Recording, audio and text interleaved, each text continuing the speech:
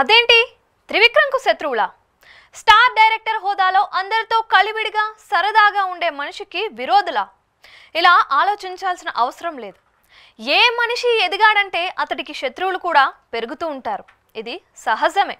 కాకపోతే త్రివిక్రమ్ విషయంలో శత్రువు అనే పెద్ద పదం వాడలేం, కానీ అతడంటే గిట్టని వాళ్ళు, అతను పడిపోతే చూడాలని కసిగా కోరుకునే వాళ్ళు కొందరు ఉన్నారు.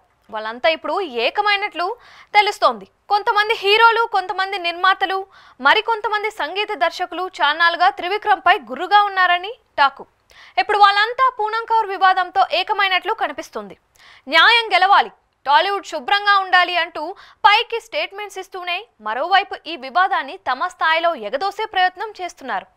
ఎప్పుడైతే నేరుగా త్రివిక్రమ్ పేరు పూనం కౌర్ ప్రస్తావించిందో, మూవీ ఆర్టిస్ట్ అసోసియేషన్ పై ఆరోపణలు చేసిందో, అప్పుడే కొంతమంది ఆమెను సంప్రదించారు.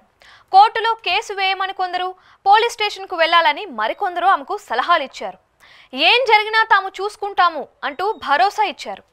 మరికొంతమంది మరో అడుగు ముందుకేసి ఏవైనా సాక్ష్యాధారాలు ఉంటే తమకు ఇవ్వాలని, మిగతా వ్యవహారాన్ని సినీ పెద్దలతో కలిసి ముందుకు తీసుకువెళ్తామని పూనంను కోరినట్లు తెలుస్తోంది.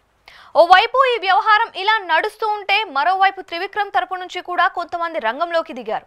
ఈ విషయాన్ని ఇక్కడితో వదిలేయాలని, మధ్య మార్గంగా రాజీకి రావాలని, ఏం కావాలో కోరుకోమని ఆఫర్లు ఇస్తున్నారంట. మొత్తం మీద పూనం కౌర్ వ్యవహారంలో తెరపై కనిపించేది గోరంత అయితే, తెర వెనుక కొండంత వ్యవహారం నడుస్తోంది.